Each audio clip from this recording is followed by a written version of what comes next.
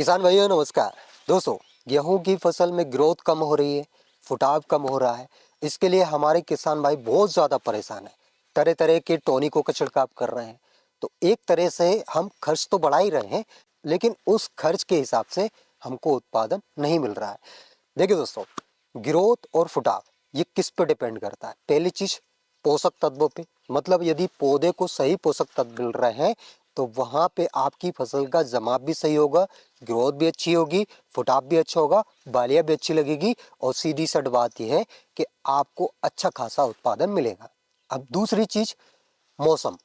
आपने देखा होगा अभी कुछ दिनों से कभी कभी गर्मी हो रही है, कभी कभी सर्दी हो रही है। तो जब गर्मी स्टार्ट हो जाती है तो उस समय अंतराल में गेहूं की फसल में ग्रोथ रुक जाती है, लेकिन वो परमानेंट ग्रोथ नहीं रुकती।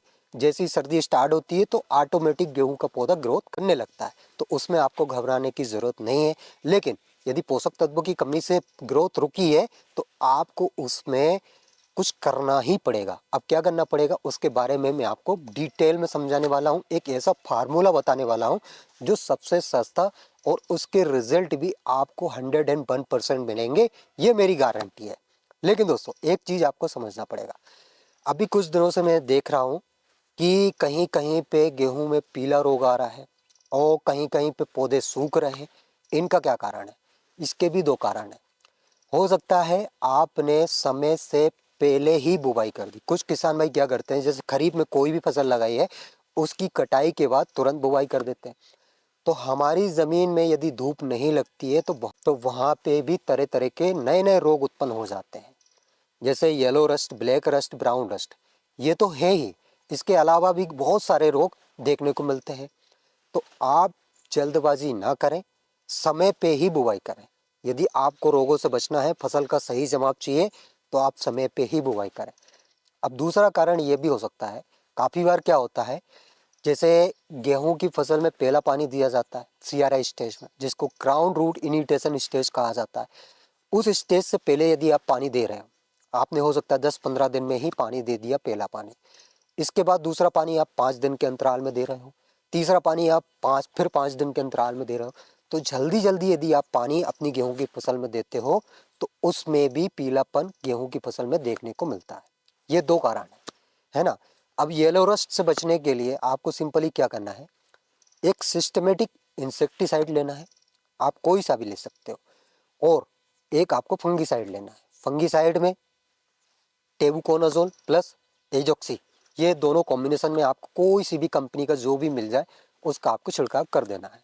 इसमें आप यदि नीम ऑयल प्लस कर लेते हो, यदि आपकी फसल में जड़ माहू है, जड़ माहू मतलब लाल कलर की छोटी छोटी माहू टाइप की रहती है जो जड़ों पे अटैक करती है, वो भी गेहूं का पौधा सुखा देती है। तो उसके लिए भी आप नीम ऑयल प्लस कर सकते हो। ये तीनों कॉम्बिनेशन आपको लेना है और छिड़काव कर देना है, आपकी फसल में तुरंत रिकवरी हो जाएगी।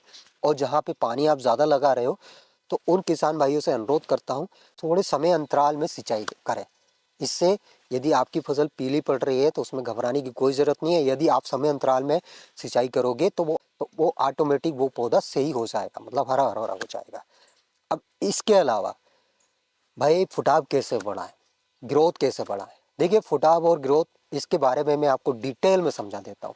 एक पौधे के माध्यम से समझाऊंगा ताकि आपको अच्छे से समझ आ सके। एक पौधा ये देख पा रहे होंगे और कुछ पौधे ये है। अब इन दोनों में डिफरेंस क्या है? ये पौधा लगभग 21-22 दिन का है और ये पौधा 30-32 दिन का है। यहाँ पे आप देख सकते हो, इसमें अभी सेमिनल रूट्स है, क्राउन रूट बनना स्टार्ट हुआ है। 21 दिन के बाद CRI स्टेज पे हमारी फसल पहुँच जाती है, मतलब क्राउन रूट इनिटेशन स्टेज पे पहुँच जाती है। क्राउन रूट इसमें बनना स्टार्ट हुआ है और इसमें क्राउन रूट बन चुकी है, मतलब जड़ों का फैलाव हो चुका है, जड़ों में विकास होने लगा है। देखिए दोस्तों, इन जड़ों का भी बहुत ज़्यादा महत्व है। काफ़ी किसान भाई क्या करते हैं, नाइट्रोजन ज़रूरत से ज़्यादा दे देते हैं। नाइट्रोजन दोगे तो आपका गेहूं का पौधा ग्रोथ तो कर लेगा, ज़रूरत से ज़्यादा ग्रोथ कर लेगा, लेकिन ये जड़ें मजबूत नहीं होगी, ये पौधा एकदम कमज़ोर रह जाएगा। और पौधा कमज़ोर रहेगा तो वहाँ पे क्या होगा, यदि थोड़ी बहुत भी हवा चलती है तो हमारी फसल आड़ी हो सकती है। इस बात का भी विशेषकर ध्यान रखें। ज़रूरत से ज़्यादा आपको कोई चीज़ नहीं देना है। हाँ, आप ग्रोथ के चक्कर में नाइट्रोजन दे रहे हो तो उसमें ना तो आपकी फसल में दाने का साइज बढ़ेगा और ना ही फुटाव इतना ज़्यादा होगा, क्योंकि इस पौधे को वो सभी पोषक तत्व चाहिए जो इसको ज़रूरत है।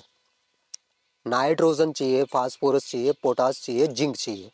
अब फुटाव बढ़ाने के लिए सबसे इम्पोर्टेंट है नाइट्रोजन और जिंक। नाइट्रोजन, कुछ नाइट्रोजन हम डीएपी में दे देते हैं, डीएपी में भी नाइट्रोजन रहती है। पर हेक्टेयर मतलब 2.5 एकड़ में 150 किलोग्राम नाइट्रोजन दी जाती है। अब ये 150 किलोग्राम नाइट्रोजन आपको 3 भागों में बांटना है। पहला, हम तो बुवाई के समय दे चुके हैं आधी मात्रा। अब जो शेष जो आधी मात्रा बचती है उसको भी आपको 2 भागों में बांटना है। पहले पानी जब भी आप लगाओ, 21 दिन में या 18 दिन में या 20 दिन में, उस समय आधी में से आधी मात्रा आपको नाइट्रोजन की देनी है। दूसरा, जब आप सेकंड पानी लगाओ 40 से 42 दिन में, उस समय आपको नाइट्रोजन की आधी मात्रा देनी है।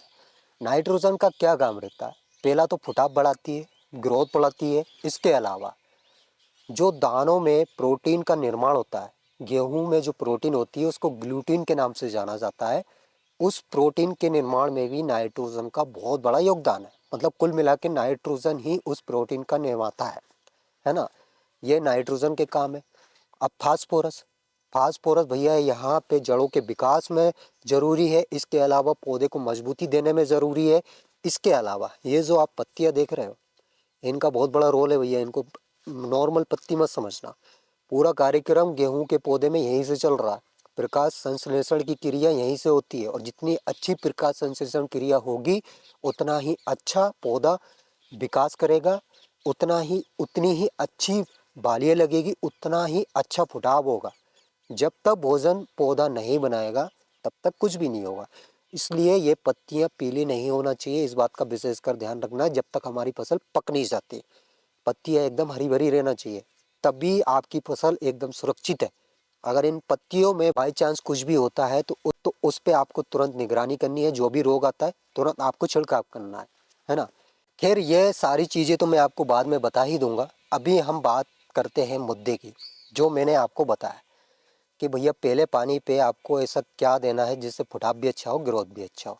देखिए, गेहूं की फसल में होता क्या है, पहले तो हम ग्रोथ बढ़ाते हैं और एक समय पे ग्रोथ को हमको रोकना पड़ता है, और रोकने के लिए ल्यूसिन का छिड़काव किया जाता है। उसके भी रिजल्ट काफ़ी ज़्यादा है। अब क्या रिजल्ट है उसके बारे में भी हम बाद में समझेंगे। फिलहाल में यदि ग्रोथ नहीं हो रही है, हल्का सा पीलापन आ रहा है, तो उसमें आपको एक फंडा अपनाना है। सिंपल सा फंडा है, पहला पानी जब भी आप लगाओ उसमें यूरिया प्लस NPK 19-19 दोनों को मिक्स कर लेना है।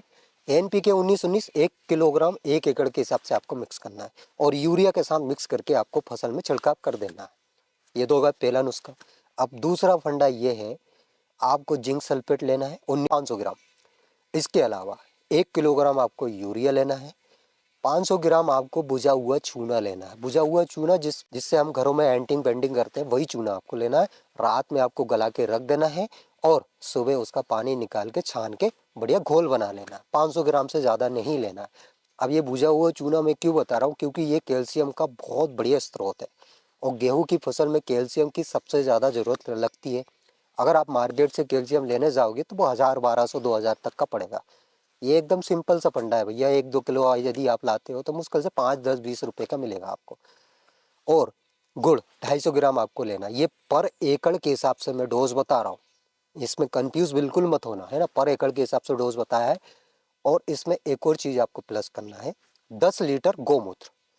इन सबको घोल बना लेना है। 1 एकड़ में आपके कितने पंप लगने वाले हैं, 4 लगने वाले हैं, 5 लगने वाले हैं, या फिर 6 लगने वाले हैं, उसी हिसाब से आपको पानी लेना है, और उसी हिसाब से आपको घोल तैयार करके अपनी फसल में छिड़काव कर देना है। यदि आपकी फसल में जड़ माहू है या फिर कहीं कहीं पे पीलापन दिख रहा है, तो इसमें आप 250 ml पर एकड़ के हिसाब से नीम ऑयल भी प्लस कर सकते हो। बहुत सिंपल सा फंडा है दोस्तों, और इसमें वो सभी पोषक तत्व है जो पौधे को चाहिए। क्योंकि देखिए, डीएपी में नाइट्रोजन, फास्फोरस ये हम पहले दे चुके, एमओपी हम पहले दे चुके, इसके अलावा नाइट्रोजन हम पहले दे चुके। अब ज़रूरत लगती है जिंक। जो जो किसान भाई जिंक पहले दे चुके हैं तो उनको ये डालने की ज़रूरत नहीं है। और जिन किसान भाइयों ने जिंक नहीं दिया है या फिर किसी कारणवश नहीं दे पाए, तो उनके लिए ये फंडा एकदम कारगर होने वाला है। ये मैं खुद ही यूज़ करता हूँ, है ना। और बहुत बढ़िया आपको रिजल्ट मिलेंगे। ये मैं बोल रहा हूँ, मुझ पर विश्वास करके यदि आप डालते हो तो 101% मेरी गारंटी है, आपको एक सही उत्पादन मिलेगा, फुटाव भी बढ़ेगा और ग्रोथ भी बढ़ेगी। लेकिन जो भी मैंने बताया उन बातों का विशेषकर ध्यान रखें, है ना दोस्तों। हमारा सिर्फ और सिर्फ उद्देश्य ये रहता है कि हमारे किसान भाइयों को कम खर्च में अच्छा सा अच्छा मुनाफा मिले, और इस पे हम हर संभव प्रयास करते हैं। जो भी ज्ञान अर्जित करना होता है वो मैं करता हूँ, जो ज्ञान मेरे पास है वो मैं आपको बता देता हूँ। लेकिन इसके बावजूद भी यदि मेरे से कोई त्रुटि होती है, कोई गलती होती है, तो उसके लिए मैं आपसे क्षमा मांगता हूँ। तो आई होप दोस्तों आपको मेरे द्वारा दी गई जानकारी समझ आई होगी और वीडियो पसंद आई होगी। वीडियो अगर अच्छी लगी हो तो एक लाइक ज़रूर करके जाना, और जिन किसान भाइयों ने अभी इस चैनल को सब्सक्राइब नहीं किया है तो सबसे पहला काम चैनल को सब्सक्राइब कर लीजिए, ताकि गेहूं से रिलेटेड जानकारी आपको समय समय पे और तुरंत मिल सके।